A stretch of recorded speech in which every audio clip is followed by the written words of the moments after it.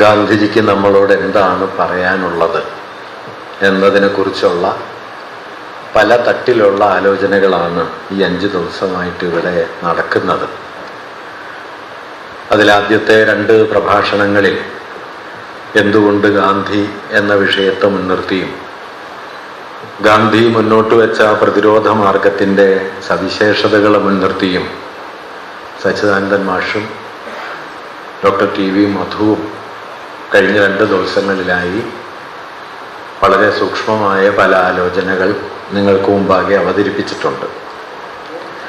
ഇനി തുടർന്നു വരുന്ന 3 ദിവസങ്ങളിലായി ഗാന്ധി എങ്ങനെയാണ് ഹിന്ദുത്വത്തിൻ്റെ രാഷ്ട്രീയ അജണ്ടയെ ആഴത്തിൽ പ്രതിരോധിച്ചത് എന്നതിനെ സംബന്ധിക്കുന്ന 3 പ്രഭാഷണങ്ങളാണ് ഞാൻ നടത്തുന്നത്. ഈ 3 പ്രഭാഷണങ്ങളും പരസ്പരം ബന്ധിപ്പിക്കപ്പെട്ടിരിക്കുന്നത് ഹിന്ദുത്വത്തിൻ്റെ രാഷ്ട്രീയ അജണ്ടയ്ക്കെതിരായ വളരെ ആഴമേറിയ ചില വിമർശനങ്ങൾ ഗാന്ധിയുടെ ദേശീയതാ സങ്കല്പത്തിലും ഗാന്ധിയിലുള്ള ആധുനികതയോടുള്ള സംവാദങ്ങളിലും അടങ്ങിയിട്ടുണ്ടെന്നും അതാണ് ഗാന്ധിജിയെ ഹിന്ദുത്വത്തിൻ്റെ ഒരു വലിയ രാഷ്ട്രീയ വിമർശകനാക്കി മാറ്റിയത് എന്നുമുള്ള ഒരു വീക്ഷണം അവതരിപ്പിക്കാനാണ് ഞാൻ ശ്രമിക്കുന്നത്. 3ാമത്തെ പ്രഭാഷണം മുഖ്യമായും ഗാന്ധി വധവും അതിന് പിന്നിലെ ഹൈന്ദവ വർഗീയതയുടെ ഗൂഢാലോചനകളെയും കേന്ദ്രീകരിച്ചാണ്. അങ്ങനെ പ്രത്യക്ഷമായി അതിനെ കേന്ദ്രീകരിച്ചായിരിക്കുമ്പോൾ തന്നെ ഇന്നും നാളെയും നടത്തുന്ന പ്രഭാഷണങ്ങളും വിശാലാർത്ഥത്തിൽ ഹിന്ദുത്വത്തിൻ്റെ രാഷ്ട്രീയ അജണ്ടയോടുള്ള ഗാന്ധിയുടെ പലതരത്തിലുള്ള വിയോജിപ്പുകളെ, ആ വിയോജിപ്പിൻ്റെ പ്രാധാന്യത്തെ സൂചിപ്പിക്കാനുള്ള ഒരു ശ്രമമാണ് എന്ന് ഞാൻ ആമുഖമായി പറയാൻ ആഗ്രഹിക്കുന്നു. കാരണം ഗാന്ധിജി ഹിന്ദുത്വത്തെ എതിർത്തത്, ഹൈന്ദവ വർഗീയതയെ എതിർത്തത് അതിൻ്റെ ഏറ്റവും പ്രകടമായ, അതിൻ്റെ അക്രമോത്സുകമായ ഒരു രാഷ്ട്രീയ സംഘാടനം എന്ന യുക്തിയെ മാത്രം മുൻനിർത്തിയല്ല. അത് മുമ്പോട്ട് വെച്ച മനുഷ്യസങ്കല്പം, അത് മുമ്പോട്ട് വെച്ച രാഷ്ട്രദർശനം, അതിൻ്റെ പ്രകൃതി വീക്ഷണം, അതിൻ്റെ മതദർശനം, അതിൻ്റെ ദൈവഭാവന, ഇങ്ങനെ സമസ്ത തലങ്ങളിലും ഹിന്ദുത്വത്തിൻ്റെ രാഷ്ട്രീയ അജണ്ടയോട് സമ്പൂർണമായി എതിരിട്ട് നിന്ന ഒരാളായിരുന്നു ഗാന്ധിജി. ഈ എതിരിട്ട് നിൽക്കലാണ് ഒരുപക്ഷെ നമ്മുടെ കാലത്ത് ഗാന്ധിജിയെ അനിവാര്യമായ നിലയിലും പ്രസക്തനാക്കുന്നത് എന്നാണ് ഞാൻ കരുതുന്നത്. നിർഭാഗ്യവശാൽ ഗാന്ധിജിയുടെ ഈ എതിരിട്ട് നിൽക്കലിൻ്റെ ഏറ്റവും പ്രകടമായ ചില തലങ്ങളെ മാത്രമാണ് നമ്മൾ ഏറിയ പങ്കും പരിശോധിക്കാറ്. അദ്ദേഹത്തെ ഗോഡ്സെ വെടിവെച്ചു കൊന്നു, സവർക്കറൈറ്റുകളായ ഒരു കൂട്ടം ബ്രാഹ്മണ പാരമ്പര്യവാദികൾ ഗൂഢാലോചന നടത്തി അദ്ദേഹത്തെ കൊലപ്പെടുത്തി. ഹൈന്ദവ വർഗീയതയാണ് അതിൻ്റെ, നേരത്തെ ഇവിടെ അശോകൻ ചെരുവിൽ സൂചിപ്പിച്ചതുപോലെ, പശ്ചാത്തലത്തിലുണ്ടായിരുന്ന വിപുലമായൊരു ജനവൃന്ദം ഹൈന്ദവ വർഗീയതയുടേതാണ് തുടങ്ങിയ കാര്യങ്ങൾ നമ്മൾ ധാരാളമായി മനസ്സിലാക്കാറുണ്ട്. അതിനപ്പുറം ഗാന്ധിജിയിൽ ആഴമുള്ള മറ്റ് വിമർശനങ്ങളും അടങ്ങിയിട്ടുണ്ടെന്നും അതുകൂടി പരിഗണിച്ചുകൊണ്ട് ഒരുപക്ഷെ ഗാന്ധിജി നമ്മുടെ കാലത്തോട് എന്തു പറയുന്നു എന്നാലോചിക്കണം എന്നും സൂചിപ്പിക്കാനാണ് വാസ്തവത്തിൽ ഈ 75ാം രക്തസാക്ഷിത്വത്തിൻ്റെ വാർഷികത്തെ 5 ദിവസങ്ങളുള്ള ഒരു പ്രഭാഷണ പരമ്പരയായി വിഭാവനം ചെയ്യുന്നത് എന്നാണ് ഞാൻ മനസ്സിലാക്കിയിട്ടുള്ളത്. അതല്ലാതെ അവസാനത്തെ ഒരു പോയിന്റ് മാത്രമല്ല, ഗാന്ധിജിയിൽ ഒരുപാട് പ്രതലങ്ങൾ ഇങ്ങനെ പ്രവർത്തിക്കുന്നുണ്ട്.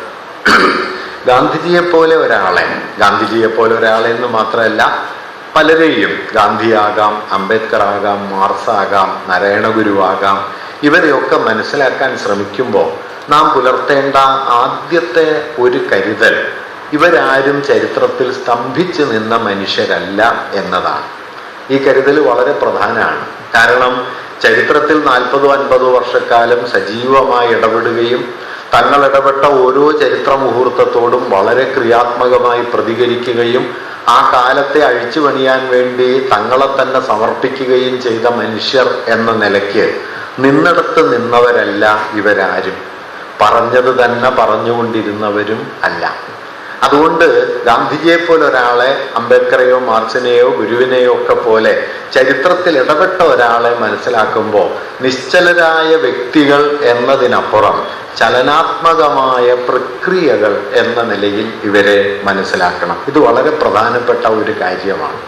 നമ്മുടെ കാലത്ത് സംഭവിക്കുന്ന ഏറ്റവും അപകടം പിടിച്ച ഒരു വിചാര രീതി മനുഷ്യരെ അവരുടെ ജീവിത സ്ഥാനങ്ങളിൽ എവിടെയെങ്കിലും സ്തബ്ധമാക്കി നിർത്തുകയും ഈ സ്തബ്ധമായ സ്ഥാനമാണ് അവരുടെ ജീവിതത്തിന്റെ ആകത്തുക എന്ന് നാം അങ്ങോട്ട് ആരോപിക്കുകയും നമ്മുടെ അഭിരുചികളിൽ അവരെ നിശ്ചലരാക്കി മാറ്റുകയും ചെയ്യുന്നു എന്നതാണ്. ഗാന്ധിജിയോട് അത് ചെയ്തുകൂടാ, ചരിത്രത്തിൽ ഇടപെട്ട ഒരാളോടും അത് ചെയ്തുകൂടാ. വാസ്തവത്തിൽ ചരിത്രത്തിൽ ഇടപെട്ട മനുഷ്യരെ കുറിച്ചുള്ള നമ്മുടെ പ്രാഥമികമായ ബോധ്യം അവരൊന്നും നിശ്ചല വ്യക്തിത്വങ്ങളല്ല, കേവല സത്തകളല്ല, മറിച്ച് പ്രക്രിയകളാണ് എന്നാണ്.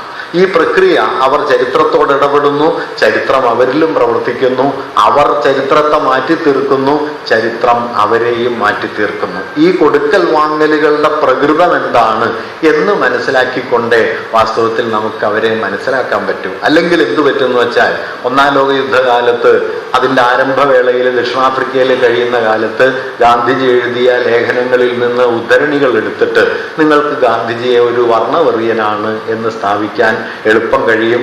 1920-കളിൽ ഗാന്ധിജി മതത്തെക്കുറിച്ച് എഴുതിയതെടുത്തിട്ട് ഗാന്ധിജി രാഷ്ട്രീയത്തിൽ മതം കുത്തിക്കടത്തിയ ഒരു വർഗീയവാദിയാണ് എന്ന് സ്ഥാപിക്കാൻ കഴിയും. 30-കളിലും മറ്റും അദ്ദേഹം പറഞ്ഞിരുന്ന അഭിപ്രായങ്ങളെ മുൻനിർത്തി അദ്ദേഹം ജാതിവാദിയാണ് എന്ന് സ്ഥാപിക്കാൻ പറ്റും. സ്ത്രീകൾ വീടിനകത്ത് കഴിയേണ്ടവരാണ് എന്ന അദ്ദേഹത്തിന്റെ അഭിപ്രായത്തെ മുൻനിർത്തി അദ്ദേഹത്തെ സ്ത്രീവിരുദ്ധനാക്കാൻ കഴിയും. നിങ്ങൾക്ക് എന്താണോ താല്പര്യം അതെല്ലാം ആക്കാനായിട്ട് ഗാന്ധിജിയിൽ നിന്ന് പല കാലങ്ങളിലെ ഉദ്ധരണികൾ കിട്ടും. അതുകൊണ്ട് ഉദ്ധരണികൾ തെരഞ്ഞെടുത്ത് അത് ക്രമത്തിൽ അടുക്കിപ്പറുക്കി നമ്മുടെ യുക്തിയിലേക്ക് ഗാന്ധിജിയെ കൊണ്ടുവരുന്നതിന് പകരം ഒരു ചലനാത്മക വ്യക്തിത്വം എന്ന നിലയ്ക്ക് ചരിത്രത്തിൽ ഗാന്ധിജി എങ്ങനെ ഇടപെട്ടു എന്ന് ആലോചിക്കുക വളരെ പ്രധാനമാണ് എന്ന് ഞാൻ കരുതുന്നു.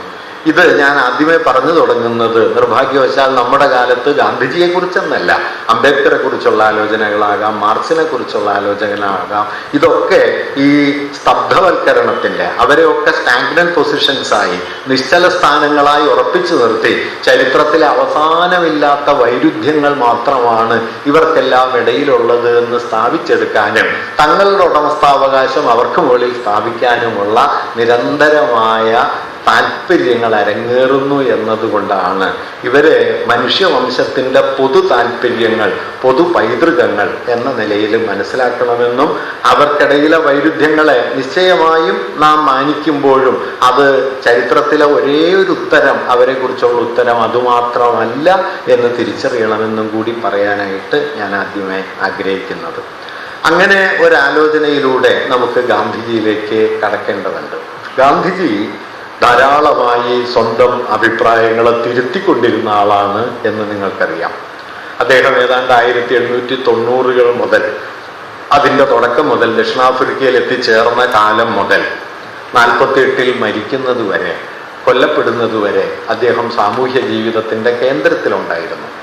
ഏതാണ്ട് 60 വർഷത്തിനടുത്ത് 5.5 നൂറ്റാണ്ട് കാലം സാമൂഹ്യ ജീവിതത്തിൽ നിരന്തരം ഇടപെട്ട ഒരാളാണ് ഗാന്ധിജി. ഈ 5.5 നൂറ്റാണ്ട് കാലവും ഒരേ അഭിപ്രായങ്ങളും ഒരേ നിലപാടുകളും ആവർത്തിച്ചു കൊണ്ടിരുന്ന ഒരാളല്ല ഗാന്ധിജി. അതുകൊണ്ട് അദ്ദേഹത്തിന്റെ വീക്ഷണങ്ങൾ മാറി വരുന്നതും ഈ മാറ്റത്തിന്റെ പിന്നിലെ പ്രേരണകളും നാം തിരിച്ചറിയേണ്ടതുണ്ട് എന്നുകൂടി ഞാനിവിടെ സൂചിപ്പിക്കാൻ ആഗ്രഹിക്കുന്നു. ഇത് ഗാന്ധിജി ഒരു ഘട്ടത്തിൽ പറയുന്നുണ്ട്. 1930-കളിൽ അദ്ദേഹം ഇതേക്കുറിച്ച് പറയുന്ന ഒരു കാര്യം, അദ്ദേഹത്തിന്റെ പ്രസിദ്ധമായ ഒരു പ്രസ്താവന ഇങ്ങനെയാണ്: I make no hobgoblin of consistency. അഭിപ്രായ സ്ഥിരതയുടെ ദുർഭൂതത്തെ ഞാൻ കൊണ്ട് നടക്കുന്നില്ല. If I am true to myself from moment to moment, I do not mind the inconsistencies that may flung in my face. ജീവിക്കുന്ന ഓരോ നിമിഷത്തോടും ഞാൻ സത്യസന്ധനാണെങ്കിൽ എൻ്റെ മുഖത്ത് വന്നു വീഴുന്ന അസ്ഥിരതകളെ കുറിച്ച് ഞാൻ വ്യാകുലപ്പെടുന്നുമില്ല. ഇത് വളരെ പ്രധാനപ്പെട്ട ഒരു ഒബ്സർവേഷനാണ്. ജീവിതത്തിൻ്റെ ഓരോ നിമിഷത്തോടും സത്യസന്ധനായിരിക്കുന്ന ഒരാൾക്ക്, പണ്ട് വിജയൻ മാഷ് പറയുന്നത് പോലെ, പറഞ്ഞത് തന്നെ പറഞ്ഞുകൊണ്ടിരിക്കാൻ പറ്റില്ല. അയാൾക്ക് മാറി വരുന്ന ജീവിത യാഥാർത്ഥ്യങ്ങളോട് എൻഗേജ് ചെയ്യേണ്ടതായിട്ട് വരും. അങ്ങനെ മാറി വരുന്ന ജീവിത യാഥാർത്ഥ്യങ്ങളോട് എൻഗേജ് ചെയ്യാൻ ശ്രമിക്കുന്ന സമയത്ത് ഇൻകൺസിസ്റ്റൻസി എന്നത്, അസ്ഥിരത എന്നത് വലിയൊരു കുറ്റകൃത്യമല്ല എന്ന് നമുക്ക് വലിയ മനുഷ്യരെ നോക്കിയാൽ കാണാൻ പറ്റും. ബസവേശ്വരന്റെ പഴയ വാക്യം പോലെ ഉറച്ചു നിന്നവർ ഒലിച്ചുപോയി, ചലിച്ചിരുന്നവർ പിടിച്ചു നിന്നു എന്ന് നാം മനസ്സിലാക്കുന്നത് അങ്ങനെയാണ്. കാരണം അവർ ചലിക്കുന്നത് അവരുടെ സ്വാർത്ഥത്തെ മുൻനിർത്തിയല്ല.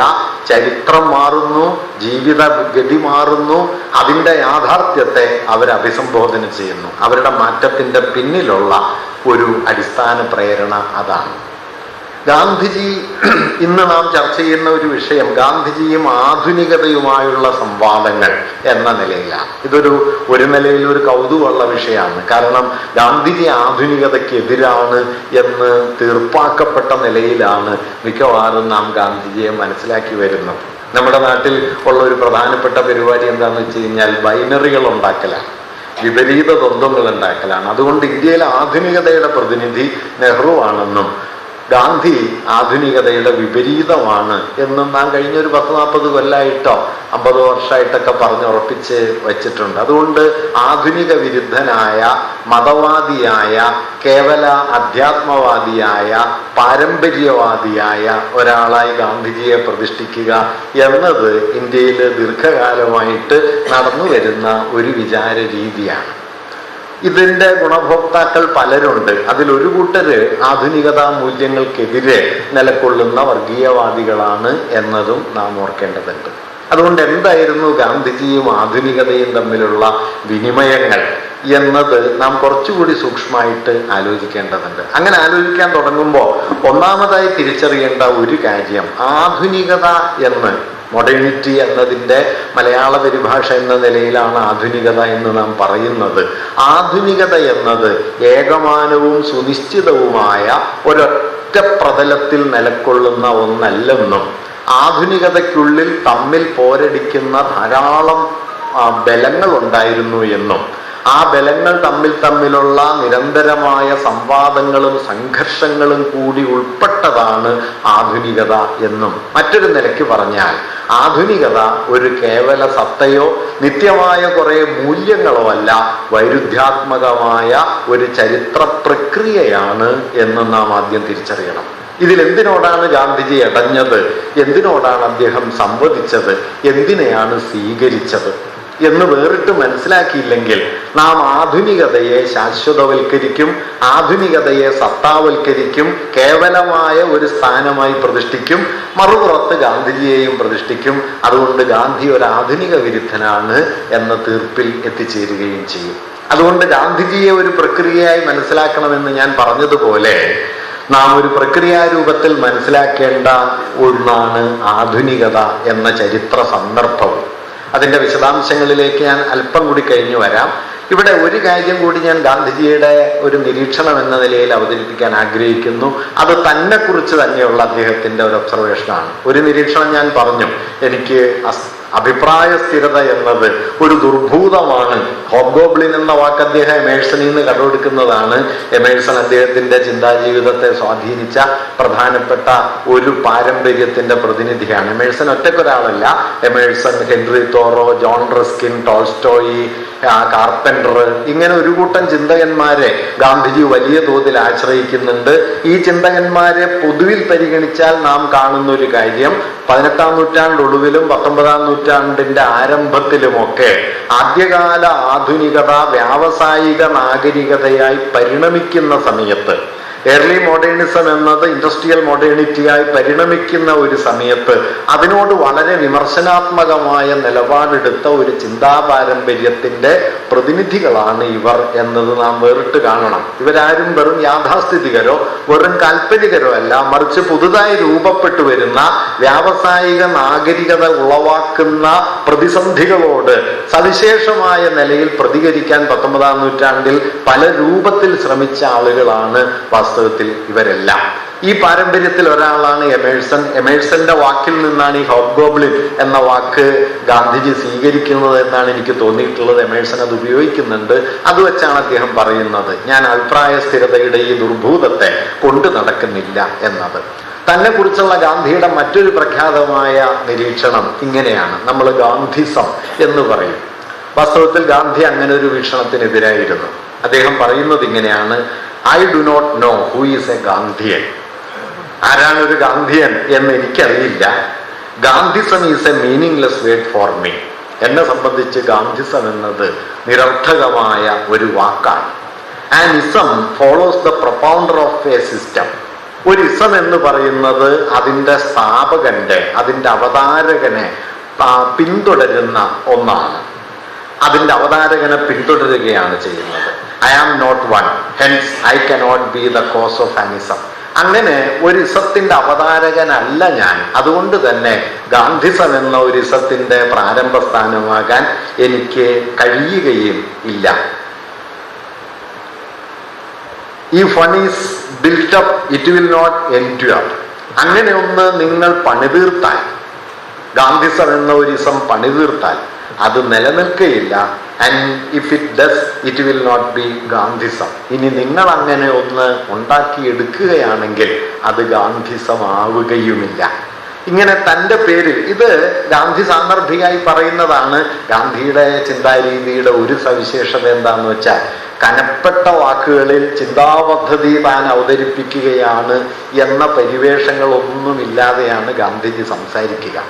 പക്ഷെ ഗാന്ധിയുടെ സംസാരത്തിന്റെ ആഴത്തിൽ വളരെ ആഴമുള്ള ദാർശനികമായ പ്രമേയങ്ങൾ നിരന്തരം അടങ്ങിയിട്ടുണ്ടാവും. ഇപ്പോൾ അഖിൽ ബിൽഗ്രാമി എന്ന് പറയുന്ന മാർക്സിസ്റ്റ് ചിന്തകന്മാരിൽ പ്രധാനിയായ ഒരാള് ഗാന്ധിജിയെ കുറിച്ച് പറയുന്ന ഒരു സവിശേഷമായ പ്രയോഗം ഇവിടെ ശ്രദ്ധിക്കേണ്ടതാണ്. ബിൽഗ്രാമി പറയുന്നത് ഗാന്ധിജി ഒരു പ്രൊഫഷണൽ ഫിലോസഫർ അല്ല, ഒരു ഓർഗാനിക് തിങ്കറാണ് എന്ന് പറയും. ഇത് രണ്ടും തമ്മിൽ വ്യത്യാസമുണ്ട്. ഒരു പ്രൊഫഷണൽ ഫിലോസഫർ തത്വചിന്തയുടെ പദാവലികൾ ഉപയോഗിച്ച് അതിൻ്റെ സമ്മർദ്ദങ്ങൾക്കകത്ത് സുനിശ്ചിതവും ക്രമീകൃതവുമായ രീതിയിൽ സംസാരിക്കുമ്പോൾ, ഒരു ഓർഗാനിക് തിങ്കർ ജീവിതത്തിന്റെ നടുക്കിറങ്ങി നിൽക്കുകയും ആ നടുക്കിറങ്ങി നിന്നുകൊണ്ട് താൻ അനുഭവിച്ചതിനെ ഏറ്റവും സരളമായി ആവിഷ്കരിക്കാനായിട്ട് ശ്രമിക്കുകയും ചെയ്യും. ഈ വാക്യത്തിലും മേലുദ്ധരിച്ച വാക്യത്തിലും അങ്ങനെ ഒരു ഉള്ളടക്കമുണ്ട് എന്ന് ഞാൻ കരുതുന്നു. കാരണം ആധുനികത എന്ന് പറയുന്നത് പൊതുവെ സുനിശ്ചിതവും അന്തിമ സ്വഭാവമുള്ളതും ആദിമധ്യാന്ത പൊരുത്തമുള്ളതുമായ വിചാര രീതികളെ ഉയർത്തിക്കൊണ്ടുവരാൻ ശ്രമിച്ച ഒരു കാലമാണ്. ആദിമധ്യാന്ത പൊരുത്തത്തോടെ എല്ലാറ്റിനെയും വിശദീകരിക്കാൻ കെൽപ്പുള്ളത് എന്ന് കരുതപ്പെടുന്ന ചിന്താ പദ്ധതികൾ പല രൂപത്തിൽ അവതരിപ്പിക്കപ്പെട്ട ഒരു കാലമാണ്. പൊതുവെ പറഞ്ഞാൽ 18ാം നൂറ്റാണ്ടിലെ ജ്ഞാനോദയ കാലം മുതൽ ഏതാണ്ട് 2ാം ലോക യുദ്ധാനന്തരം വരെ നീണ്ടു നിൽക്കുന്ന ആധുനികതയുടെ ജീവിതകാലം. പല ചിന്താപദ്ധതികൾ വന്നു. ഓരോ ചിന്താപദ്ധതികളും യാഥാർത്ഥ്യത്തെ അന്തിമമായി ഞങ്ങൾ വിശദീകരിച്ചിരിക്കുന്നു എന്ന് പ്രഖ്യാപിക്കുകയുണ്ടായി. യാഥാർത്ഥ്യത്തെ ഉടനീളം വിശദീകരിക്കാനുള്ള ശേഷി ഈ പദ്ധതിക്കുണ്ട് എന്നൊരു തോന്നല് ഓരോ ഘട്ടത്തിലും ഉണ്ടായി. അങ്ങനെ ഉദ്ഗ്രഥിതവും സമഗ്രവും ആദിമധ്യാന്ത പൊരുത്തമുള്ളതും അന്തിമവുമായ ജ്ഞാനരൂപങ്ങൾ, വിജ്ഞാന വ്യവസ്ഥകൾ, വിചാരക്രമങ്ങൾ അവതരിപ്പിച്ചുകൊണ്ടാണ് പൊതുവെ ആധുനികതയുടെ ആലോചന രീതികൾ വികസിച്ചു വന്നത്, സൈദ്ധാന്തിക പദ്ധതികൾ വികസിച്ചു വന്നത് എന്ന് പറയാം.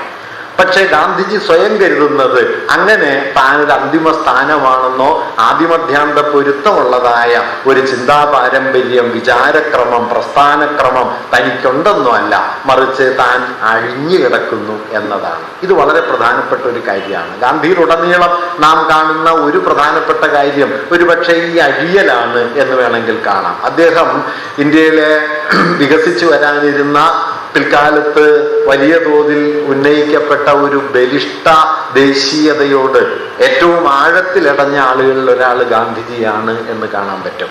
ആധുനികത ജന്മം നൽകിയ പ്രധാനപ്പെട്ട ഒരു സ്ഥാപനമായിരുന്നു ഈ ബലിഷ്ഠ ദേശം എന്നത്. ആ ദേശസങ്കല്പത്തോട് ആഴത്തിൽ ഗാന്ധിജി ഇടയുന്നുണ്ട്. ആ ഇടയൽ സാന്ദർഭികമായി വരുന്നതല്ല, അദ്ദേഹത്തിന്റെ ജീവിത ബോധ്യങ്ങൾക്കുള്ളിൽ അതിൻ്റെ വേരുണ്ട് എന്നുകൂടിയാണ് ഞാൻ കരുതുന്നത്. അതുകൊണ്ടുകൂടിയാണ് താനൊരു ഇസത്തിന്റെ അവതാരകനല്ല എന്ന് ഖണ്ഡിതമായി പറയുന്ന ഒരു നിലപാടിലേക്ക് അദ്ദേഹം എത്തിച്ചേർന്നത്. ഇവിടെ ആധുനികത എന്നതുകൊണ്ട് നമ്മൾ എന്താണ് അർത്ഥമാക്കുന്നത് എന്ന കാര്യം കൂടി ഒന്ന് സൂക്ഷിച്ചു നോക്കണം. ഒപ്പം തന്നെ ആധുനികതയുടെ മൂല്യങ്ങളും അത് നിരസിച്ച മൂല്യങ്ങളും എന്തൊക്കെയാണ് എന്നും ഏതേതിനോടാണ് ഗാന്ധിജി ബന്ധപ്പെട്ടത്, ഏതേതിനെയാണ് അദ്ദേഹം നിരസിക്കാൻ ശ്രമിച്ചത് എന്ന കാര്യവും നാം ഒന്ന് നോക്കേണ്ടതുണ്ട്. ഞാൻ വളരെ ലഘുവായിട്ട് ഈ ആധുനികതയുടെ ഉള്ളടക്കത്തെ സംബന്ധിക്കുന്ന ചില ആശയങ്ങൾ പറയാം. ഇപ്പൊ ആധുനികതയുടെ ഒരു ഉൽപാദന ക്രമം എന്ന നിലയിൽ നോക്കിയാൽ, ലളിതമായി പറഞ്ഞാൽ ആധുനിക ഉൽപാദനം മുതലാളിത്തമാണ് പറയാം. ആധുനികതയുടെ അടിസ്ഥാന പ്രകൃതം ദേശരാഷ്ട്രങ്ങളെ മുൻനിർത്തുന്നതാണ്, നേഷൻ സ്റ്റേറ്റിനെ മുൻനിർത്തുന്നതാണ്. ആധുനിക പൂർവ സന്ദർഭം എന്ന് പറയുന്നത് രാജവാഴ്ചകളുടേതോ മധ്യകാല ജന്മിനാടുവാഴ്ത്ത ഭൂപ്രഭുത്വ വാഴ്ചയുടേതോ ആണ് എന്ന് കാണാം. ആധുനിക ലോകം അച്ചടിയുടേതാണെങ്കിൽ ആധുനിക പൂർവ്വലോകം വാമൊഴിയുടെയും കേൾവിയുടേതുമാണ് എന്ന് കാണാം. ആധുനികതയുടെ അന്തിമ സത്യാത്മക ജ്ഞാനം ശാസ്ത്രമാണെങ്കിൽ, ആധുനിക ശാസ്ത്രമാണെങ്കിൽ, ആധുനിക പൂർവാവസ്ഥ പലതരം വിജ്ഞാനങ്ങൾ കൂടിക്കലർന്നു നിൽക്കുന്ന ഏതെങ്കിലും ഒന്നിന് അന്തിമമായ ഒരു സത്യാത്മക പദവി ശാസ്ത്രത്തെ പോലെ കൈവന്നിട്ടില്ലാത്ത ഒരു ഘട്ടമാണ് ആധുനിക പൂർവഘട്ടം എന്ന് പറയാം.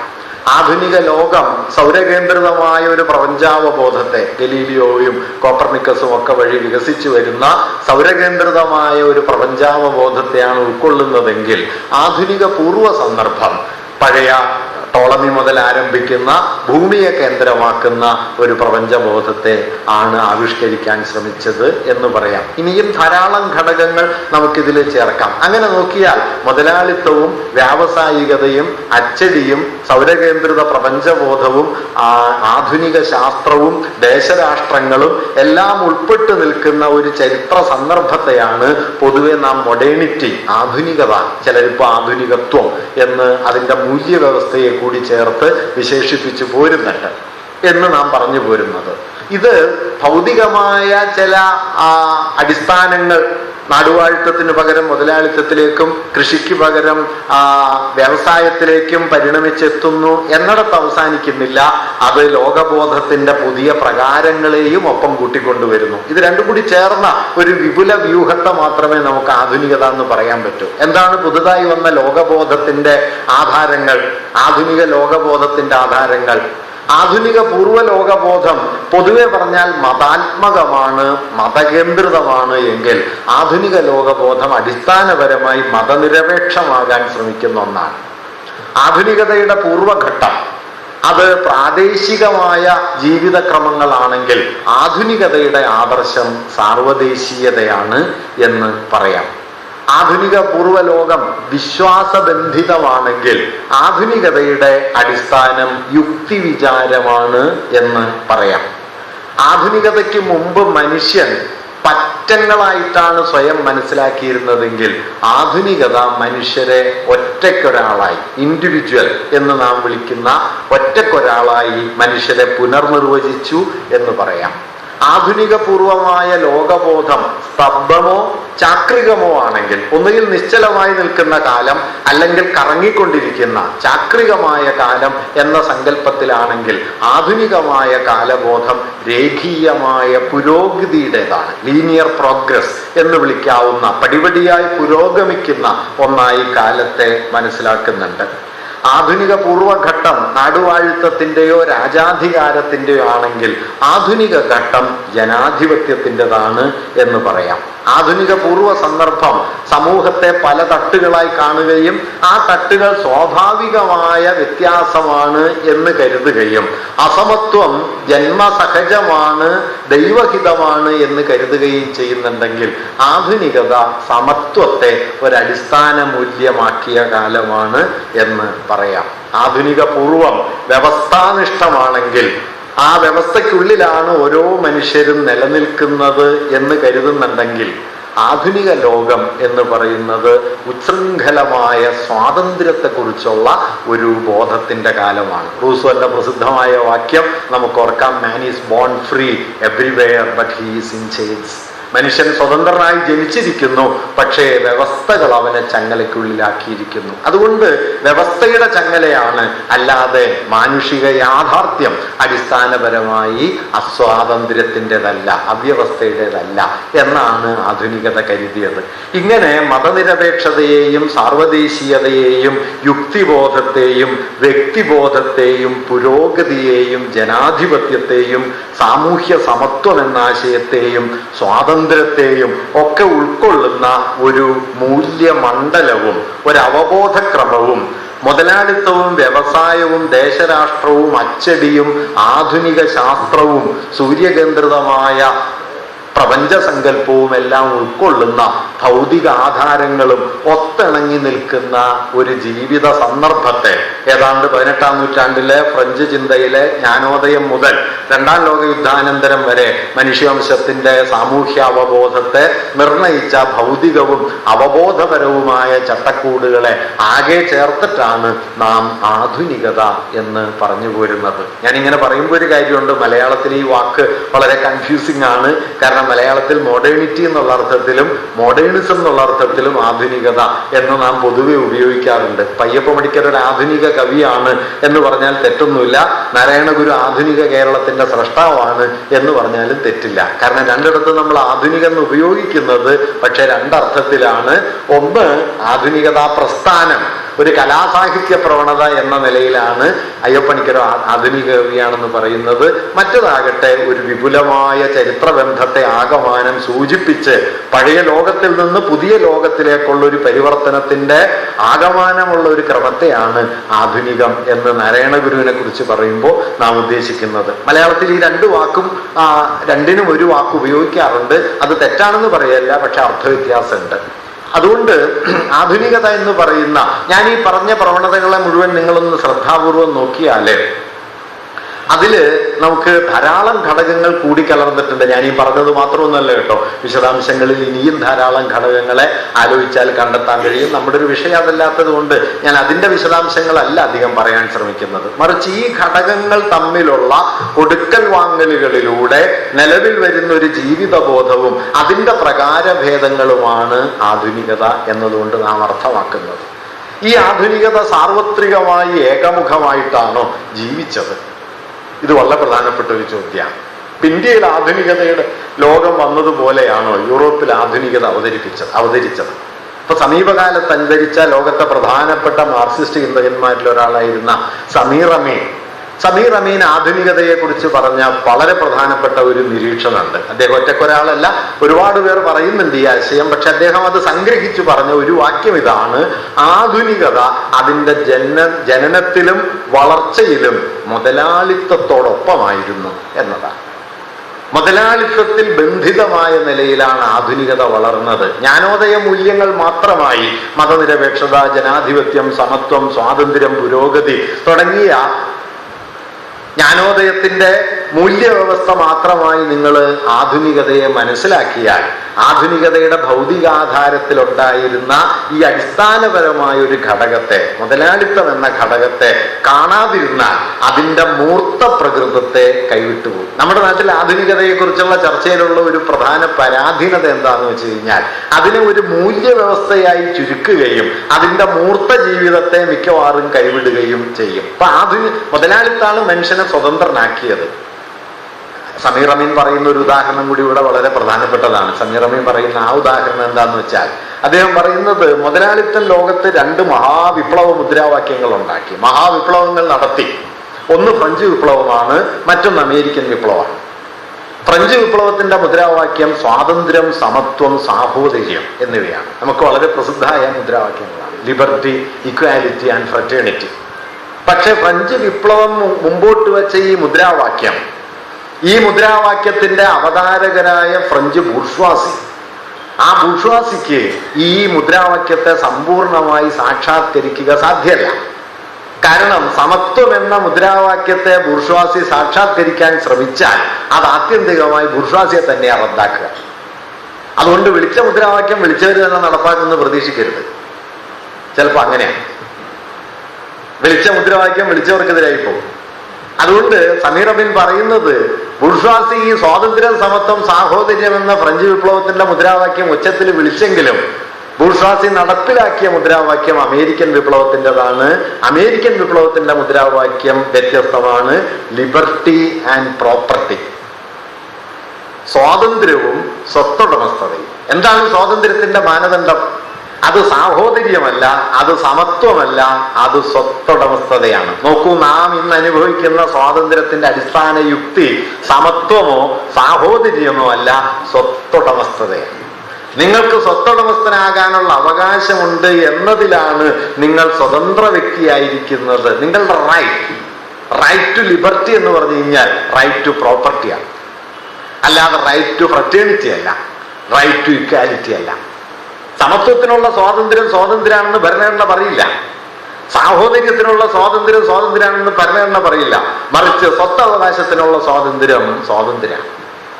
ഇങ്ങനെ വിപ്ലവം തന്നെ, ഫ്രഞ്ച് റവല്യൂഷൻ ബൂർഷ്വാസി ഉയർത്തിക്കൊണ്ടുവന്ന, ഞാൻ ബൂർഷ്വാസി എന്നുള്ള വാക്ക് മാറ്റിയിട്ട് ആധുനികത എന്ന് തന്നെ പറയുന്നു, ആധുനികത ഉയർത്തിക്കൊണ്ടുവന്ന അത്യുന്നതമായ ഈ മൂല്യം, സമത്വം, സാഹോദര്യം, സ്വാതന്ത്ര്യം എന്ന മൂല്യം, ആ മൂല്യത്തിൽ വാസ്തവത്തിൽ സ്വാതന്ത്ര്യത്തെ സമത്വത്തിൽ നിന്നും സാഹോദര്യത്തിൽ നിന്നും എടുത്തു മാറ്റി സ്വാതന്ത്ര്യത്തെ സ്വത്തുടമസ്ഥതയുടെ സ്വാതന്ത്ര്യമാക്കി മാറ്റിക്കൊണ്ടാണ് വാസ്തവത്തിൽ ആധുനികത നിലവിൽ വന്നത്. പറഞ്ഞ ആധുനികതയല്ല. അഖിൽ ബിൽഗ്രാമി ഗാന്ധിയും മാർക്സും തമ്മിലുള്ള ചർച്ചയെക്കുറിച്ച് ചർച്ച ചെയ്യുന്ന ഗംഭീരമായൊരു പ്രബന്ധത്തിൽ, മാർക്സിസ്റ്റ് താല്പര്യമുള്ള ആളുകൾ വായിക്കേണ്ട ഒന്നാണ് കേട്ടോ, ഗാന്ധി ആൻഡ് മാർക്സ് എന്ന പേരിൽ 2012 അദ്ദേഹം എഴുതിയ അതിഗംഭീരമായൊരു പഠനമുണ്ട്. അതിൽ അദ്ദേഹം പറയുന്നൊരു കാര്യമുണ്ട്. എന്താണ് ഈ സ്വാതന്ത്ര്യം എന്നതിനെ സ്വത്തുടമസ്ഥതയുമായി ബന്ധിപ്പിക്കുമ്പോൾ വരുന്ന അപകടം? സ്വാതന്ത്ര്യത്തെ സ്വത്തുടമസ്ഥതയോട് ബന്ധിപ്പിക്കുമ്പോൾ വരുന്ന അപകടം, ഒന്നാമതായി നിങ്ങളുടെ സ്വാതന്ത്ര്യം നിങ്ങളുടെ ഉടമസ്ഥതയാണ് എന്ന് വരുന്നതോടെ, മറ്റൊരാളുടെ സ്വാതന്ത്ര്യം അയാളുടെ ഉടമസ്ഥാവകാശമാണ് എന്ന് വരുന്നതോടെ രണ്ട് വ്യക്തികളുടെയും സ്വാതന്ത്ര്യം അവരവരുടേത് മാത്രമായ മണ്ഡലത്തിലേക്ക് പിൻവാങ്ങും, എക്സ്ക്ലൂസീവ് ആവും. എന്റെ സ്വാതന്ത്ര്യം എന്റെ സ്വത്തുടമസ്ഥതയും നിങ്ങളുടെ സ്വാതന്ത്ര്യം നിങ്ങളുടെ സ്വത്തുടമസ്ഥതയുമായി തീരുന്നതോടെ നമ്മൾ ഓരോരുത്തരും സ്വതന്ത്രരായിരിക്കുന്നത് നിങ്ങളിൽ നിന്ന് വേറിട്ടുള്ള നിൽപ്പിലാണ്. അല്ലാതെ എന്റെ സ്വത്തിൽ നിങ്ങൾക്കോ നിങ്ങളുടെ സ്വത്തിൽ എനിക്കോ ഉള്ള അവകാശമല്ല. ആ അവകാശത്തെ നിഷേധിക്കലാണ്. ഫലത്തിൽ ഒരാളെ മറ്റൊരാൾക്കെതിരെ പ്രതിഷ്ഠിക്കലാണ്. ബിൽഗ്രാമി അവിടെ നിന്ന് ഈ ആശയത്തെ മുമ്പോട്ട് കൊണ്ടുപോകുന്നുണ്ട്. ഇതാണ് ആധുനിക ലോകത്ത് ബൗദ്ധിക സ്വത്തവകാശമായി തീർന്നത്. ഒരാൾ കവിത എഴുതുന്നു, കവിത എഴുതിയിട്ട് ആ കവിത എന്റെ കവിതയാണെന്ന് പറയുന്നു. വാസ്തവത്തിൽ മനുഷ്യവംശം ഉണ്ടാക്കിയ വാക്കുകൾ, മനുഷ്യവംശം ഉണ്ടാക്കിയ കൽപ്പനകൾ, ഭാവനാക്രമങ്ങൾ, താളങ്ങൾ, വിന്യാസ രീതികൾ, ഇതെല്ലാം ഉപയോഗിച്ച് നിങ്ങൾ കവിത എഴുതുന്നു. വാസ്തവത്തിൽ അതിൽ നിങ്ങളുടെ പങ്ക് അവസാനത്തെ 10% പക്ഷെ ഉടമസ്ഥത നിങ്ങൾക്കാണ്. കാരണം നിങ്ങളുടെ പറമ്പ് നിങ്ങളുടേതാണെന്ന് പറയുന്നു, നിങ്ങൾ വസിക്കുന്ന ഭൂമി നിങ്ങളുടേതാണെന്ന് പറയുന്നു. മാർക്സ് പണ്ട് പറഞ്ഞൊരു വാക്യമുണ്ട്, ഉന്നതമായ ഒരു ജീവിത മൂല്യത്തിൽ നിന്ന് നോക്കിയാൽ, അഥവാ ഒരു സോഷ്യലിസ്റ്റ് കാഴ്ചപ്പാടിൽ നിന്ന് നോക്കിയാൽ, ഒരാൾ മറ്റൊരാളുടെ മുകളിൽ പുലർത്തുന്ന ഉടമാവകാശം എത്ര നിന്ദ്യമാണോ അത്ര തന്നെ നിന്ദ്യമാണ് പ്രകൃതിക്കുമേൽ മനുഷ്യൻ പുലർത്തുന്ന ഉടമസ്ഥാവകാശം. കാരണം മനുഷ്യന്റെ പൊതുവായ ഉടമസ്ഥതയിലല്ലാതെ കാറ്റോ ഭൂമിയോ ജലമോ വായുവോ നിലനിൽക്കുന്നില്ല. അതുകൊണ്ട് നാമായിരിക്കുന്നു എന്നതിൻ്റെ അർത്ഥം നാം ഒരു ബന്ധത്തിലായിരിക്കുന്നു എന്നതാണ്. നാം ബന്ധത്തിലായിരിക്കുന്നു എന്നതാണ്. ഈ ബന്ധത്തെ മറച്ചു വെക്കുന്ന അഥവാ ഈ ബന്ധത്തെ നിഷേധിക്കുന്ന ഒരു സ്വാതന്ത്ര്യ സങ്കല്പമാണ് ഉടമസ്ഥതയെ സ്വാതന്ത്ര്യവുമായി ബന്ധിപ്പിക്കുന്നു. സ്വത്തുടമസ്ഥതയെ സ്വാതന്ത്ര്യവുമായി ബന്ധിപ്പിക്കുകയും സാഹോദര്യത്തെയും സമത്വത്തെയും സ്വാതന്ത്ര്യത്തിൽ നിന്ന് അടർത്തി മാറ്റുകയും ചെയ്യുന്നത്. അതുകൊണ്ട് എന്ത് സംഭവിക്കുന്നു? ഓരോ വ്യക്തിയും അവരവരിൽ പൂർണ്ണരാണ് എന്ന് കരുതുകയും താങ്കളിൽ പൂർണ്ണരായ, തങ്ങളിൽ തന്നെ ആദിമധ്യാന്ത പൊരുത്തമുള്ള, മറ്റുള്ളവരിൽ നിന്ന് വേറിട്ട് നിൽക്കുന്ന സ്വതന്ത്ര കർത്തൃത്വങ്ങളാണ് എന്ന ധാരണ ആധുനികതയ്ക്കകത്ത് വികസിച്ചു വരികയും ചെയ്യുന്നു. ഇങ്ങനെ മനുഷ്യനെ മാനുഷികമായ സഹഭാവത്തിൽ നിന്ന്, മാനുഷികമായ വിനിമയങ്ങളിൽ നിന്ന് അടർത്തി മാറ്റി ഒറ്റയാക്കി മാറ്റിക്കൊണ്ടാണ് വാസ്തവത്തിൽ ആധുനികത വ്യക്തികളെ സൃഷ്ടിച്ചത് എന്നതാണ് പ്രധാനപ്പെട്ട കാര്യം. ഈ വ്യക്തി സങ്കല്പത്തിനെതിരായ ഏറ്റവും ഗാഠമായ വിമർശനങ്ങളിൽ ഒന്നാണ് 1844 എക്കണോമിക് ആൻഡ് ഫിലോസഫിക് മാനുസ്ക്രിപ്റ്റ്സിൽ മാർക്സ് എഴുതിയ ഗംഭീരമായ ഒരു വാക്യം, man is an ensemble of social relations. മനുഷ്യൻ ഒരു സത്തയല്ല, അവനിൽ ഒരു മനുഷ്യനിലും കേവലമായ ഒരു മൂല്യവുമില്ല. ശാശ്വതവും മുൻകൂറായി നൽകപ്പെട്ടതുമായ ഒരു സത്തയിലല്ല മനുഷ്യാവസ്ഥ, മറിച്ച് സോഷ്യൽ റിലേഷൻസ്. ഈ റിലേഷൻ എന്ന് പറയുന്നത് നിങ്ങൾ ചേർന്നുണ്ടാകുന്നതാണ്, നിങ്ങളെ ഒഴിവാക്കുന്നതല്ല. പ്രോപ്പർട്ടിയെ സ്വാതന്ത്ര്യവുമായി ബന്ധിപ്പിച്ചതോടെ സ്വാതന്ത്ര്യം എന്ന് പറയുന്നത് ഒരു വ്യക്തിയുടെ സ്വകാര്യമായ ഒരു ഉടമസ്ഥാവകാശവുമായി ബന്ധിക്കുന്നതോടെ ഞാൻ എഴുതുന്ന കവിത എന്റേതായിത്തീരുന്നു, എൻ്റെ ഭൂമി എന്റേതായിത്തീരുന്നു, ഞാൻ ഉപയോഗിക്കുന്ന വാക്ക് എന്റേതായിത്തീരുന്നു, മറ്റെല്ലാം എനിക്ക് പുറത്തുള്ളതായിത്തീരുന്നു. ഇങ്ങനെ വ്യക്തികൾ അന്യോന്യം വിഘടിതമായിത്തീരുന്ന മാർസന്യവൽക്കരണം എന്ന് പറയുന്ന ഒരു സംഗതിയാണത്. അതായത് യഥാർത്ഥത്തിൽ ബന്ധങ്ങളിലൂടെ നിലവിൽ വരുന്നതും എന്നാൽ ഈ ബന്ധങ്ങളെ മറച്ചു പിടിച്ച് ഒറ്റ തിരിഞ്ഞത് എന്ന് നമ്മെ തോന്നിപ്പിക്കുന്നതുമായ ഒരു ജീവിതാവസ്ഥയിലേക്ക് നാം ചെന്ന് വീഴുന്നു എന്നാണ് ഇതിന്റെ അനന്തരഫലം. ബിൽഗ്രാമി അതുകൊണ്ടാണ് പറഞ്ഞത്, അമേരിക്കൻ വിപ്ലവത്തിന്റെ മുദ്രാവാക്യം നടപ്പിലായി, ഫ്രഞ്ച് വിപ്ലവത്തിന്റെ മുദ്രാവാക്യം പിൻവാങ്ങി.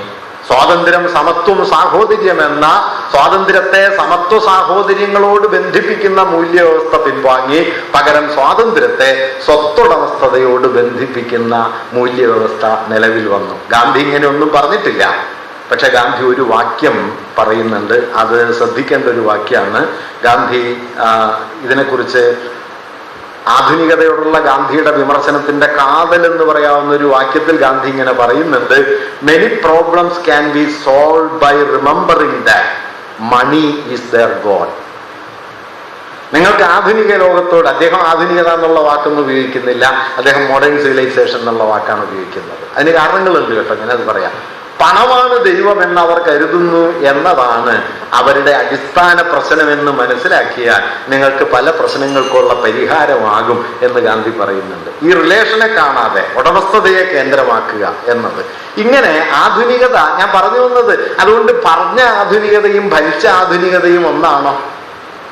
ഫലിച്ച ആധുനികതയും പറഞ്ഞ ആധുനികതയും തമ്മിലുള്ള വൈരുദ്ധ്യത്തെക്കുറിച്ച് ഞാൻ ചില കാര്യങ്ങൾ പറയാം. അപ്പൊ ആധുനികതയാണ് സംശയരഹിതമായും സാർവദേശീയത എന്ന് പറഞ്ഞത്. മനുഷ്യവംശം എന്ന് നമ്മോട് പറഞ്ഞത് ആധുനികതയാണ്. നിശ്ചയമായും അത് നാം ഏറ്റെടുത്തൊരു മൂല്യവുമാണ്. ഇത്തിരി വട്ടങ്ങളിൽ നിന്ന് മനുഷ്യവംശ സാഹോദര്യത്തോളം, എങ്ങു മനുഷ്യന് ചങ്ങല കയ്യിൽ അങ്ങൻ കൈകൾ നൊന്തിയിടുന്നു, എങ്ങോ മർദ്ദനം അവിടെ പ്രഹരം വീഴുവത് എന്റെ പുറത്താവുന്നു എന്ന് കവി പാടുന്നു. Where the world has not been broken into fragments by narrow domestic walls into that heaven of freedom my father let my country awake എന്ന് നമ്മുടെ വലിയ കവികളിൽ ഒരാൾ പാടുന്നു. ദേശീയത ഇടുക്കമാണെന്ന് പറയുന്നു. ഇങ്ങനെയൊക്കെ ആധുനികതയുടെ മൂല്യബോധം പ്രവർത്തിക്കുമ്പോഴും സാർവദേശീയതയുടെ ഈ മൂല്യബോധം പ്രവർത്തിക്കുമ്പോഴും പക്ഷേ ആധുനികതയ്ക്കുള്ളിൽ തന്നെയാണ് കൊളോണിയലിസം ഉണ്ടായത്. ആധുനികതയാണ് കൊളോണിയലിസത്തെ കൊണ്ടുവന്നത്. പ്രീ മോഡേൺ ഫേസിൽ കോളനീകരണം ഇല്ല. യൂറോപ്പ് ലോകത്തെ മുഴുവൻ കോളനികളാക്കുകയും തങ്ങളുടെ അടിമ രാജ്യങ്ങളായി ലോകത്തെ മാറ്റുകയും ഒറ്റ ലോകം കെട്ടിപ്പടുക്കുകയും ചെയ്തു. മാർക്സ് പറഞ്ഞൊരു വാക്യമുണ്ട്, ബൂർഷ്വാസി അതിന്റെ മാതൃകയിൽ ലോകം നിർമ്മിക്കുന്നു. ബൂർഷ്വാസി സ്വന്തം മാതൃകയിൽ ലോകം നിർമ്മിക്കുന്നു. അതുകൊണ്ട് ലോകത്തെല്ലാവർക്കും തുല്യാവസരങ്ങളുള്ള ഒരു ലോകമല്ല, ബൂർഷ്വാ ജീവിതക്രമങ്ങളുടെ അനുകരണമായി തീർന്ന ഒരു ലോകമാണ് നിലവിൽ വന്ന സാർവദേശീയത. പറഞ്ഞ സാർവദേശീയതയല്ല, യൂണിവേഴ്സലിസം എന്നാണ് പറഞ്ഞത്. നടപ്പിലായത് കൊളോണിയലിസമാണ്. സ്വതന്ത്ര വ്യക്തി എന്നാണ് പറഞ്ഞത്. നടപ്പിലായത് ഇന്നിപ്പോ നമ്മൾ പൊതുവെ പറയുന്നത് പോലെ വൈറ്റ് യൂറോപ്യൻ മെയിൽ, വെള്ളക്കാരനായ യൂറോപ്യനായ ഒരു പുരുഷനാണ് മനുഷ്യനായി വേഷം മാറി വന്നത്. ഇന്ത്യയിലാണെങ്കിൽ വെളുത്തവനായിട്ടുള്ള ബ്രാഹ്മണനായിട്ടുള്ള നഗരവാസിയായിട്ടുള്ള ഒരു പുരുഷനാണ് ഇന്ത്യയിലെ മനുഷ്യ മാതൃക എന്നൊന്ന് ഭേദഗതിപ്പെടുത്തിയാൽ മതി. യൂറോപ്യനല്ല, ബ്രാഹ്മണനാണ്. ബ്രാഹ്മണ്യത്തെ സ്വാംശീകരിച്ച ആളാണ് എന്ന് വേണമെങ്കിൽ പറയാം. പുരോഗതി എന്നാണ് ബൂർഷ്വാസി ആധുനികതയുടെ മൂല്യമായി നിന്നത്. പക്ഷെ പുരോഗതിയെ പിന്തള്ളിക്കൊണ്ട് നാം വളർച്ച എന്ന വാക്ക് കൊണ്ടുവരികയും വളർച്ചയെ മൂലധന വളർച്ചയാക്കി മാറ്റുകയും ചെയ്യുന്നു. അതുകൊണ്ടാണ് GDP ഗ്രോത്ത് ആണ്, പെർ ക്യാപിറ്റ ഇൻകത്തിന്റെ വളർച്ചയാണ് വളർച്ച എന്ന് നാം കരുതുന്നത്. ഇപ്പോൾ ഇന്ത്യയുടെ സാമ്പത്തിക വളർച്ച ലോകത്തിന്റെ 5ാമത്തെ സാമ്പത്തിക ശക്തിയായി ഇന്ത്യയെ മാറ്റിയിരിക്കുന്നു എന്ന് കഴിഞ്ഞ 2 മാസക്കാലമായിട്ട് നമ്മൾ കേൾക്കുന്നുണ്ട്. അമേരിക്ക, ചൈന, ജർമ്മനി, ജപ്പാൻ എന്നീ രാജ്യങ്ങൾക്ക് താഴെ ലോകത്തെ 5ാമത്തെ സാമ്പത്തിക ശക്തിയായി ഇന്ത്യ വളർന്നിരിക്കുന്നു. 2030 അത് 3ാം സ്ഥാനത്തെത്തും എന്ന് പ്രധാനമന്ത്രിയും വലിയ നേതാക്കളും എല്ലാ ദിവസവും പറഞ്ഞുകൊണ്ടിരിക്കുന്നുണ്ട്. പറയാത്തൊരു കണക്ക് കൂടെ ഉണ്ട്. 121 രാജ്യങ്ങളെ മാത്രം കണക്കിലെടുത്ത് ആഗോള പട്ടിണി സൂചിക ഉണ്ടാക്കിയപ്പോൾ അതിൽ 107ാമത്തെ സ്ഥാനത്താണ് ഇന്ത്യ എന്ന കണക്ക് നമ്മൾ പറയാറില്ല. 2021 അത് 101 ആയിരുന്നു. 2022 അത് 107 വളരുന്നില്ല എന്ന് കരുതരുത്, വളരുന്നുണ്ട്. ഈ കണക്ക് മറച്ചു വെക്കപ്പെടുകയും 5ാമത്തെ സ്ഥാനത്ത് രാജ്യം എത്തി എന്ന് പറയുകയും ചെയ്യുന്നു. കാരണം രാജ്യത്തെത്തുന്ന സമ്പത്ത് മുഴുവൻ ഈ പറയുന്ന എവിടെയോ കുന്നുകൂടുകയും അത് രാജ്യത്തിന്റെ സമ്പത്താണ് എന്ന് നമ്മോട് പറയുകയും ചെയ്യുന്നു. പുരോഗതി എന്നത് മൂലധന വളർച്ചയായി മാറുന്നു. ശാസ്ത്രം എന്നത് സാങ്കേതിക വിദ്യയായി മാറുന്നു. ശാസ്ത്രത്തെ ഗാന്ധിജി വളരെ ആദരവോടെ കണ്ടിരുന്ന ഒരാളാണ്. ശാസ്ത്രം സത്യത്തിലേക്ക് അടുക്കാനുള്ള മനുഷ്യന്റെ ഏറ്റവും പ്രധാനപ്പെട്ട ഉപാധിയാണ് എന്നാണ് ശാസ്ത്രത്തെ ഗാന്ധിജി കണ്ടത്. പക്ഷേ ശാസ്ത്രം സാങ്കേതിക വിദ്യയായി, യുക്തിബോധം എന്ന് പറയുന്നത് മിക്കവാറും ഉപകരണവാദമായും ചെയ്യുന്നുണ്ട്. അതുകൊണ്ട് ജയിച്ച തെരഞ്ഞെടുപ്പല്ല ജനാധിപത്യത്തിന്റെ വിജയമാണ് എന്ന് നാം കരുതിക്കൂടാ. സ്വാതന്ത്ര്യം എന്നത് വ്യക്തിപരവും മൂലധനപരവുമായ സ്വാതന്ത്ര്യമായി തീർന്നിരിക്കുന്നു. ഇങ്ങനെ നാനാതരത്തിലുള്ള വൈരുദ്ധ്യങ്ങൾ ആധുനികതയ്ക്കുള്ളിൽ തന്നെ പ്രവർത്തിക്കുകയും ഒരുപക്ഷെ അത് മുമ്പോട്ട് വെച്ച മൂല്യങ്ങളെ അതിനകമേ തന്നെ അത് റദ്ദാക്കുകയോ അതിനോട് എതിരിടുകയോ ചെയ്യുന്നത് നമുക്ക് കാണാൻ പറ്റും. സാർവദേശികതയെക്കുറിച്ച് പറയുകയും കോളനി രാജ്യങ്ങളെ കൊള്ളയടിക്കുകയും ചെയ്ത യൂറോപ്പിനെയാണ് 19ാം നൂറ്റാണ്ടിൽ നമ്മൾ കണ്ടത്. നോക്കൂ, മനുഷ്യവംശത്തെക്കുറിച്ച് വലിയ തോതിൽ സംസാരിച്ചു കൊണ്ടിരുന്നപ്പോൾ തന്നെയാണ് ആഫ്രിക്കയിൽ നിന്നും ലാറ്റിൻ അമേരിക്കൻ രാജ്യങ്ങളിൽ നിന്നും ഒക്കെ ആളുകളെ കച്ചവട വസ്തുക്കളായി കൊണ്ടുവന്ന് യൂറോപ്പിലെ പ്രദർശനശാലകളിൽ അവതരിപ്പിച്ചിരുന്നത്, ജന്തുക്കളെക്കാൾ ഹീനമായി കൈകാര്യം ചെയ്തിരുന്നത്, വിറ്റിരുന്നത്. ഈ യൂറോപ്പ് എൻലൈറ്റൻമെന്റിന്റെ മൂല്യങ്ങൾക്ക് ജന്മം നൽകിയ യൂറോപ്പാണ്. 18ാം നൂറ്റാണ്ടിൽ ജ്ഞാനോദയ മൂല്യങ്ങളുണ്ടായി. ആ മൂല്യങ്ങൾ സർവകലാശാലകളിൽ, ക്ലാസ് മുറികളിൽ പഠിപ്പിക്കുന്ന സമയത്ത് തന്നെ അടിമക്കച്ചവടവും നടന്നു. എന്താണ് ജ്ഞാനോദയം, വാട്ട് ഈസ് എൻലൈറ്റൻമെന്റ് എന്ന പ്രബന്ധം എഴുതി അതിന് തത്വശാസ്ത്രപരമായ അടിത്തറ ഒരുക്കിയ ഇമ്മാനുവൽ കാന്റ് തന്നെ ആഫ്രിക്കക്കാർ മനുഷ്യരായി പരിഗണിക്കപ്പെടാൻ യോഗ്യരല്ല എന്നും കരുതിയിരുന്നു. ചരിത്രത്തിന്റെ പരിണാമഗതി വിശദീകരിച്ച ഹെഗലിനെ പോലൊരാൾ ചരിത്രം ഉദിച്ചതും വളർന്നതും അന്തിമമായ ഫലപ്രാപ്തിയിലെത്തിയതും യൂറോപ്പിലാണ്, യൂറോപ്പിൽ പോലുമല്ല തന്റെ പഞ്ചായത്തായ പ്രഷ്യയിലാണ് എന്ന് കരുതിയിരുന്നു. ചൈന നാഗരികതയിലേക്ക്, ചരിത്രത്തിലേക്ക് ആദ്യ ചുവട് വെച്ചു. പക്ഷെ ബാല്യദശ പിൻവലിച്ചിട്ടില്ല. ഇന്ത്യയാകട്ടെ അതിലേക്ക് പ്രവേശിച്ചിട്ട് പോലില്ല. അതുകൊണ്ട് യൂറോപ്പിന്റെ കൊള്ളയ്ക്ക് സൈദ്ധാന്തികവും തത്വശാസ്ത്രപരവുമായ ന്യായമുണ്ട് എന്ന കാര്യത്തിൽ ഹെഗലിന് സംശയം ഉണ്ടായിരുന്നില്ല. ഞാൻ പറയുന്നത് ഇതും ആധുനികതയായിരുന്നു. ഇതെത്രയും പറയാൻ കേട്ടോ. ഫ്രാൻസിസ് ബേക്കൺ ആധുനിക ശാസ്ത്രത്തിന്റെ കണ്ടെത്തലുകളിൽ ആദ്യത്തെ 3 ഘടകങ്ങളായിട്ട് ചൂണ്ടിക്കാണിക്കുന്ന കാര്യങ്ങൾ, 1 വെടിമരുന്നാണ്, മറ്റൊന്ന് വടക്കുനോക്കി യന്ത്രമാണ്, 3 ദൂരദർശിനിയാണ്. ദൂരദർശിനിയും വെടിമരുന്ന് യന്ത്രവും വടക്ക് നോക്കി യന്ത്രവും ആധുനികതയുടെ ആദ്യത്തെ കണ്ടെത്തലുകളായി മനസ്സിലാക്കുന്ന സമയത്ത് നാം ഓർക്കേണ്ടത് ഇത് 3 കൂടി ചേർന്നാണ് കോളനൈസേഷൻ നടന്നത് എന്നാണ്.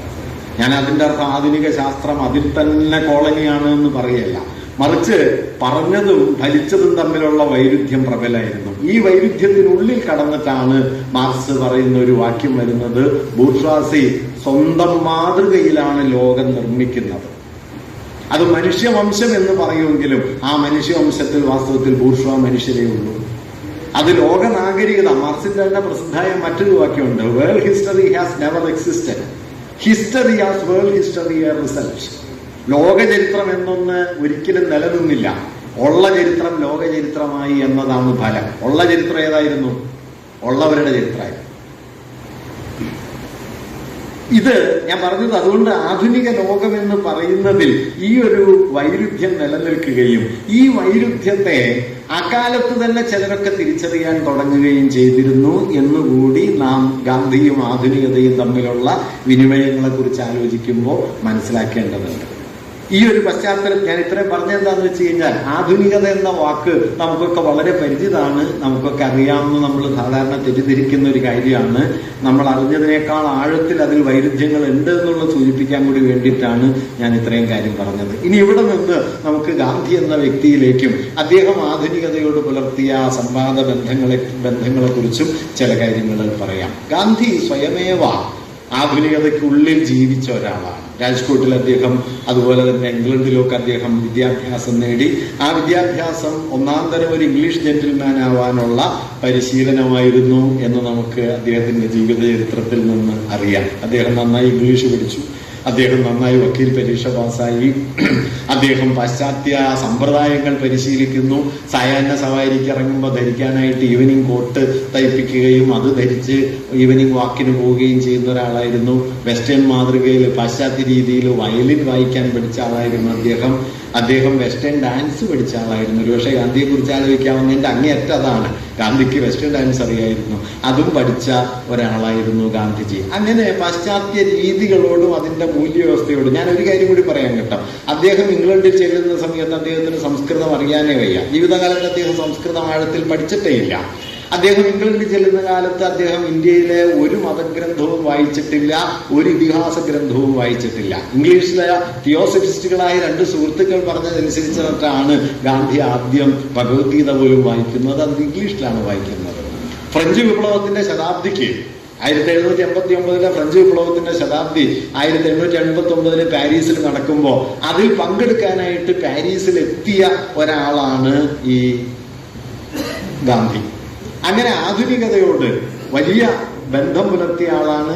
ഈ കാലത്ത് അദ്ദേഹം വെജിറ്റേറിയനിസവുമായി ബന്ധപ്പെടുന്നുണ്ട് എന്നതൊഴിച്ചാൽ ഒരുപക്ഷെ പാശ്ചാത്യ ആധുനികതയുടെ മൂല്യങ്ങളോട് പൊതുവിൽ അദ്ദേഹം അങ്ങനെ വലിയ വിയോജിപ്പൊന്നും വച്ച് പുലർത്തുന്നില്ല. ഈ ഘട്ടത്തിലാണ് ഗാന്ധി ഞാൻ നേരത്തെ പറഞ്ഞ ഒരു ചിന്താ പാരമ്പര്യമായി ബന്ധപ്പെടുന്നത്.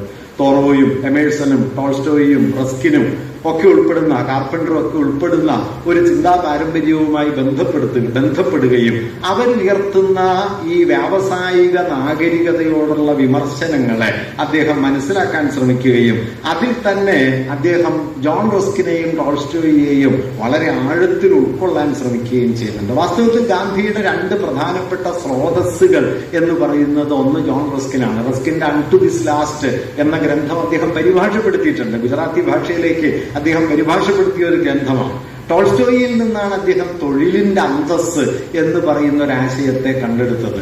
ഗാന്ധിയുടെ ഒരു പ്രത്യേകത, പ്രൊഫസർ ഇർഫാൻ ഹബീബ് പിന്നെ ഗാന്ധിയെ കുറിച്ച് എഴുതിയ ഒരു ലേഖനത്തിൽ പറയുന്ന കാര്യം, ഇങ്ങനെ തനിക്ക് കൈവന്ന മൂല്യങ്ങളൊക്കെ അഥവാ പാശ്ചാത്യ വ്യാവസായിക നാഗരികതയോടുള്ള വിമർശനാത്മക മൂല്യങ്ങൾ എന്ന നിലയ്ക്ക് പാശ്ചാത്യ ആധുനികതയ്ക്കുള്ളിൽ തന്നെ വികസിച്ചു വന്ന ലിബറൽ മൂല്യങ്ങളെ ഗാന്ധിജി പക്ഷേ അവതരിപ്പിക്കുന്നത് ഇന്ത്യൻ പാരമ്പര്യങ്ങൾ എന്ന നിലയ്ക്കാണ്. ഇപ്പൊ ഭഗവത്ഗീത ഗാന്ധി വായിക്കുന്നു.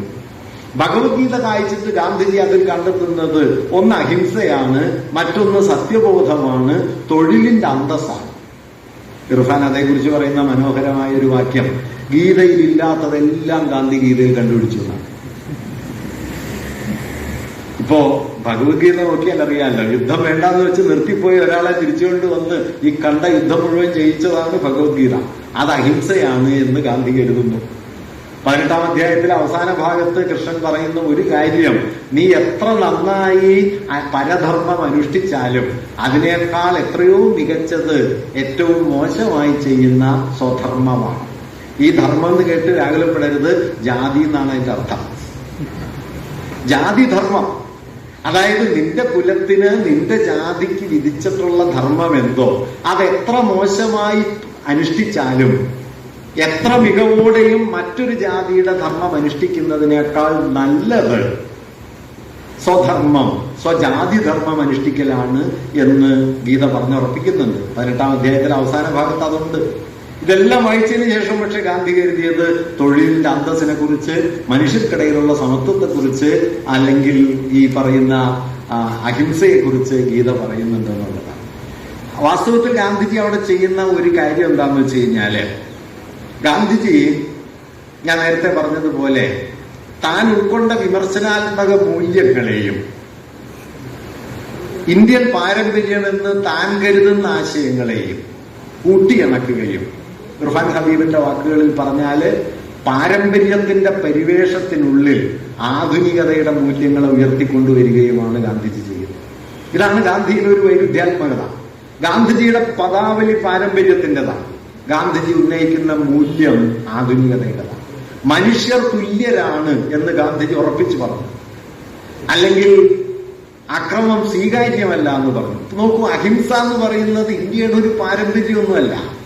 സമീപകാലത്ത് നമ്മുടെ വളരെ പ്രധാനപ്പെട്ട ഒരു ചരിത്രകാരി അത് വിസ്തരിച്ച് എഴുതിയിട്ടുണ്ട്. നമ്മുടെ മൻമോഹൻ സിംഗിന്റെ മകൾ കൂടിയായിട്ടുള്ള ഒരു പേര് ഞാൻ പറഞ്ഞു, വയലൻസ് ഇൻ ഏൻഷ്യന്റ് ഇന്ത്യ എന്ന പേരിൽ ഗംഭീരമായൊരു പഠനമാണ്. ആ പഠനത്തിൽ അവർ പറയുന്നത് ഇന്ത്യയുടെ ഭൂതകാല പാരമ്പര്യം അഹിംസയുടെ ഒന്നുമല്ല, പക്ഷെ സ്വാതന്ത്ര്യപ്രാപ്തിക്ക് ശേഷം അഹിംസയെ നമ്മളൊരു ആദർശമാക്കി ഉയർത്തിക്കൊണ്ടുവരികയും രാഷ്ട്രത്തിന്റെ ഒരു സവിശേഷ പാരമ്പര്യം അതാണെന്ന് പറഞ്ഞുറപ്പിക്കുകയും ചെയ്യുന്നു. അതിന്റെ വഴി തുറക്കുന്നത് ഗാന്ധിജിയാണ്. അങ്ങനെ ഗാന്ധിജി അഹിംസ ഇന്ത്യൻ ഭൂതകാലത്തിലെ പ്രധാനപ്പെട്ട ഒരു മൂല്യമാണ് എന്ന് കണ്ടെടുക്കുകയാണ് ചെയ്യുന്നത്. ഗാന്ധിയുടെ ആധുനികതാ വിമർശനത്തിൽ നമ്മൾ ശ്രദ്ധിക്കേണ്ട ഒരു കാര്യം, ചരിത്രം എന്ന ജ്ഞാനശാഖയോട് ഗാന്ധിജിക്കുണ്ടായിരുന്ന വിയോജിപ്പാണ്.